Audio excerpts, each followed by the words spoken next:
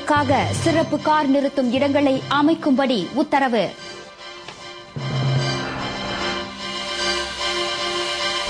கோலாலம்பூரில் பாதிக்கப்பட்டிருந்த நீர் விநியோகம் வழக்க நிலைக்கு திரும்பியது.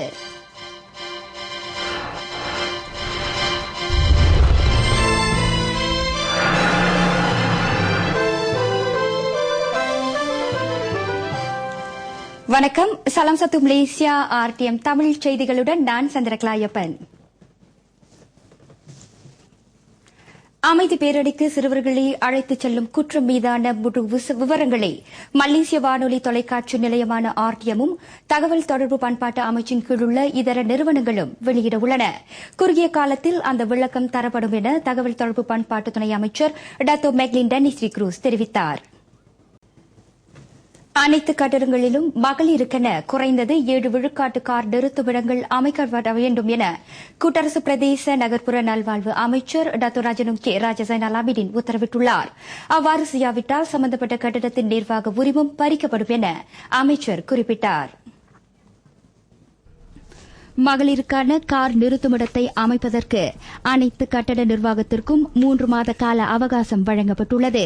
அதை செய்ய தவறிடும் கட்டடத்தின் நிர்வாக உரிமம் உட்பட அதன் கார் நிறுத்துமிட உரிமமும் மீட்டுக் கொள்ளப்படும் என டாக்டர் ராஜனுங்சே தெரிவித்தார்.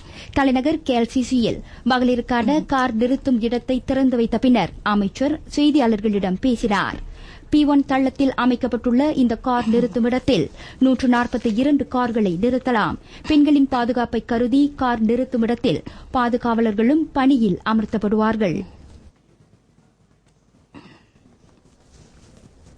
இதனிடையே நீண்ட காலத்திற்கு ஆற்றலையும் மீறி செயல்பட்டதன் காரணமாக கடந்த டிசம்பர் 29ஆம் தேதியன்று வங்சமாஜு நீர் அழுத்த டாங்கி செயல்படாமல் போனதாக ஷபாஸ் நிறுவனம் தெரிவித்தது.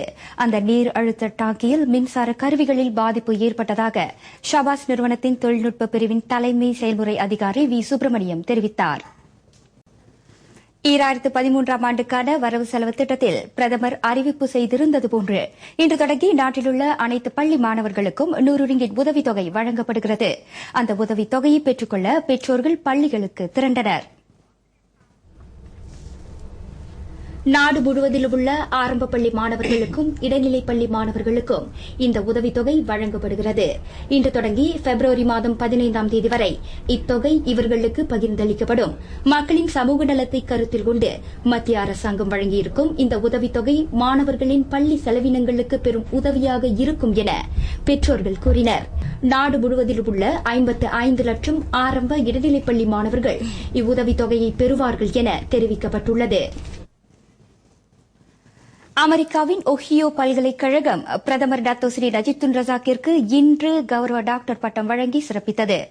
கல்வி, ஜனநாயகம், ஒற்றுமை ஆகியவற்றை மேம்படுத்த பிரதமர் ஆற்றி வரும் பங்குக்கு அங்கீகாரம் வழங்கும் வகையில் அவருக்கு இந்த உயரிய பட்டம் வழங்கப்பட்டது. ஸ்லாங்கூர் பத்துமலை திருத்தல வளாகத்தில் நடைபெற்ற முப்பெரும் விழாவில் வைக்கப்பட்ட பொங்கல் பானை மலேசிய சாதனை புத்தகத்தில் இடம்பெற்றது. எஃகினால் தயாரிக்கப்பட்ட மிகப்பெரிய பொங்கல் பானை எனும் சாதனைக்காக கோலாலம்பூர் ஸ்ரீ மகாமாரியம்மன் கோவில் தேவஸ்தானத்திற்கு அந்த அங்கீகாரம் வழங்கப்பட்டது. தைப்பொங்கல் முதல் நாளன்று கதிரனவுக்கு பொங்கல் படைத்துக் கொண்டாடும் உழவர்கள் உழவுக்கு உறுதுணையாக இருக்கும் கால்நடைகளையும் மறப்பதில்லை. அவற்றையும் தக்க முறையில் பராமரித்து போற்ற வேண்டும் என்பதால் தைப்பொங்கலுக்கு மறுநாள் மாட்டுப் பொங்கல் கொண்டாடப்படுகிறது. உழவர்களின் வாழ்க்கையோடு ஒன்றித்த மாடுகளுக்கு நன்றி தெரிவித்து அவற்றை வணங்கி வழிபடும் நாளாகவும் இந்நாள் விளங்குகிறது.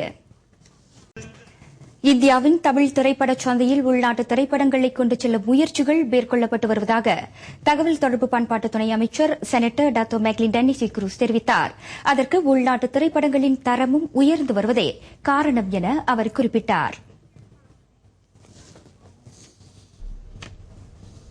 ஸ்லாங்கூர் பூச்சோங்கிலுள்ள ஸ்ரீ ஸ்ரீனிவாச பெருமாள் ஆலயத்தில் நடைபெற்ற வெட்டி பசங்க எனும் உள்ளூர் திரைப்படத்தின் சிறப்பு பூஜையில் டாக்டர் மெக்லின் கலந்து கொண்டார். நம்ம கமிட்டியால இருந்து நம்ம ரொம்ப ஆதரவு கொடுக்குறோம். இந்தியா படத்துக்கும் ட்ராமாவுக்கும் ரொம்ப ட்ராமா 13 எபிசோட் ரொம்ப RTMல ஓடிட்டு இருக்கு. அதே வேளை இப்போ நம்ம என்ன செய்யறோம்னா இந்த மார்க்கெட் இந்தியா மார்க்கெட் எப்படி இந்தியா மார்க்கெட்டில் நம்ம தமிழ் படங்கள் மலேசியாவிலேருந்து அங்கே கொண்டு போகிறது அங்கே காட்டுறதுக்கு அது ஒரு வாய்ப்பில் நம்ம செய்ய பார்க்குறோம். இப்போ அதுபோல ஃபீனாஸ் உதவியோட விளையாட்டு பசங்க எனும் உள்ளூர் திரைப்படத்தின் வெற்றிக்கு பிறகு வீடு புரொடக்ஷன் தயாரிக்கும் 2வது திரைப்படம் இதுவாகும். வெற்றி பசங்க வந்து இப்ப கரண்ட் யூத் ரொம்ப ஆம்பிஷியஸா இருக்காங்க. எடுத்தோம்னா பெருசா ஆசைப்படுறாங்க. ஸோ அந்த மாதிரியான ஒரு ஸ்டோரி லைன் இந்த குரூப் ஆஃப் யங்ஸ்டர்ஸோட கதை பேஸ் பண்ணி தான் எடுத்துட்டு போறோம். அதே சமயத்தில் கொஞ்சம் ஃபேமிலி வேல்யூஸ், லவ் அதெல்லாமே இருக்கு. So it's a combination of comedy, love and family. நாங்கள் என்ன பிளான் பண்றோம்னா, ஏன்னா வஜீப் தயாங்களை வெளியாக்க போறோம். 5ஆம் மாசம் ஓடிலாம் சொல்லி ஆக்கிட்டோம்னா ஒரு 7ஆம் மாசம் 8ஆம் மாசம் போல மக்கள் வந்து இந்த படத்துக்கு எதிர்பார்க்கலான்னு நம்புறோம்.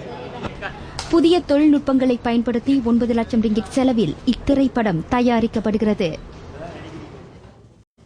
எகிப்தில் கிராமத்து மக்கள் அத்துமீறி அமைத்து வரும் கல்லறைகளால் அந்நாட்டின் புராதன முக்கியத்துவம் வாய்ந்த பிரமிட்டுகளுக்கு பாதிப்பு ஏற்படலாம் என ஐயுறப்படுகிறது. மெக்சிகோவில் பெண்மணி ஒருவருக்கு ஒரே பிரசவத்தில் 6 குழந்தைகள் பிறந்தன. அறுவை சிகிச்சையின் வாயிலாக பிறந்த அக்குழந்தைகளில் 2 பிறந்த சில தினங்களில் உயிர் இழந்தன. மொரேலியாவைச் சேர்ந்த 31 வயது சலூர் ரொமேரோ ரூயிஸ் கடந்த 10ஆம் தேதி தலா 500 கிராமிலிருந்து 900 கிராம் எடையிலான 6 குழந்தைகளை ஈன்றெடுத்தார். 27 வார பிரசவ காலத்தில் குறை மாதத்தில் பிறந்த இக்குழந்தைகள் தீவிர கண்காணிப்பில் வைக்கப்பட்டிருந்தன. கர்ப்பகால பரிசோதனையின் போது இவர் 5 குழந்தைகளை சுமந்திருப்பதாக மருத்துவர் தெரிவித்தார். ஆனால் அறுவை சிகிச்சையின் போது தமக்கு 6 குழந்தைகள் பிறந்தது அளவற்ற மகிழ்ச்சியை அளித்ததாக ரூயிஸ் தெரிவித்தார். ஒரே பிரசவத்தில் 2 ஆண் 4 பெண் குழந்தைகளை ஈன்ற மகிழ்ச்சியில் திளைத்திருந்த இந்த மெக்சிகோ தாய் நேற்று தமது 2 பெண் குழந்தைகளை பறிகொடுத்தார். குறை மாதத்தில் பிறந்தது மற்றும் குறைந்த எடை காரணத்தால் அக்குழந்தைகள் உயிர் இழந்ததாக மருத்துவர்கள் தெரிவித்தனர். 2001ஆம் ஆண்டு ஒரே பிரசவத்தில் 4 குழந்தைகளை ஈன்றெடுத்த ரூயிஸ் அதிலும் 2 குழந்தைகளை பறிகொடுத்தார். 2013ஆம் ஆண்டு மலேசிய மே பேங்க் பொது விருது பூப்பந்து போட்டி கடந்த மாதம் ஜிபி விருதை கைப்பற்றிய இளம் விளையாட்டாளரான மிஸ்புன் ரமடான் மிஸ்புன் இம்முறை தோல்வியை தழுவினார். இவ்வாட்டம் தலைநகர் புக்கிட் ஜாலில் புத்ரா அரங்கில் நடைபெற்றது. முதல் முறையாக அனைத்துலக அளவிலான போட்டியில் கலந்து கொள்வதால் டத்து மிஸ்புன் சீடேக்கின் புதல்வரான மிஸ்புன் ரமடான் சற்று மன அழுத்தத்திற்கு ஆளானதாக நம்பப்படுகிறது. 26 நிமிடங்கள் மட்டுமே நீடித்த இவ்வாட்டத்தில் மிஸ்புன் ரமடான் சீனாவின் சென் யுே கேனிடம் 21-15, 21-16 எனும் செட்களில் தோல்வியுற்றார். மற்றொரு ஆட்டத்தில் 2011ஆம் ஆண்டு உலக பூப்பந்து போட்டி வெற்றியாளரான ஜுல்ஃபாத்லி ஜுல்கிஃப்லி இந்தியாவின் பி சாய் பிரணீத்தை எதிர்கொண்டார். 42 நிமிடங்கள் நீடித்த இவ்வாட்டத்தில் ஜுல்ஃபாத்லி 21-18, 21-18 எனும் நேர் செட்களில் சாய் பிரணீத்தை எளிதாக வீழ்த்தினார். ஆடவருக்கான இரட்டையர் பிரிவில் இந்தோனேசியாவின் முகமது ராசிப் அப்துல் லத்தீப், வாங்டஸ் இந்திரா மாவான் இணையினர் சிங்கப்பூரின் டெரியோ ஜாவ் ஜியாங் யீ லியூ இணையை எதிர்கொண்டனர். 31 நிமிடங்கள் நீடித்த இவ்வாட்டத்தில் இந்தோனேசிய இணையினர் 21-17, 21-12 என்ற செட்களில் வெற்றி பெற்றனர். ஐக்கிய அரபு சிற்றரசின் அபுதாபியில் நடைபெற்ற நட்பு முறையிலான ஆட்டத்தில் ஐவரி கோஸ்ட் அணி எகிப்து அணியை 4-2 என்ற கோல் எண்ணிக்கையில் வீழ்த்தியது. ஆஸ்திரேலிய பொது விருது டென்னிஸ் போட்டி இதன் 2ஆம் சுற்று ஆட்டத்தில் பிரிட்டனின் ஆண்டி முரே நெதர்லாந்தின் ராபின் ஹெஸை நேர் செட்களில் வீழ்த்தி அடுத்த சுற்றுக்கு முன்னேறினார். ஊக்கமூட்டும் போதைப் மருந்தை உட்கொண்டதாக இதுவரை தன் மீதான குற்றச்சாட்டை மறுத்து வந்த சைக்கிளோட்ட வீரர் லான்ஸ் ஆம்ஸ்ட்ராங் முதல் முறையாக அக்குற்றத்தை ஒப்புக்கொண்டுள்ளார். நிகழ்ச்சி தொகுப்பாளர் ஆப்ரா வின்ஃப்ரே நடத்திய நேர்காணலில் அவர் அந்த குற்றத்தை ஒப்புக்கொண்டார். குரலும் விளக்கமும். குரல் 724. கற்றார் முன் கற்ற செலச்சொல்லி தாம் கற்ற மிக்காருள் மிக்க குழல். அறிஞர்களின் அவையில் நாம் கற்றவற்றை ஏற்கும் வகையில் சொல்வதன் வழி நம்மைவிட அதிகம் கற்றவர்களிடமிருந்து மேலும் பலவற்றை நாம் அறிந்து கொள்ள முடியும் என்கிறார் திருவள்ளுவர்.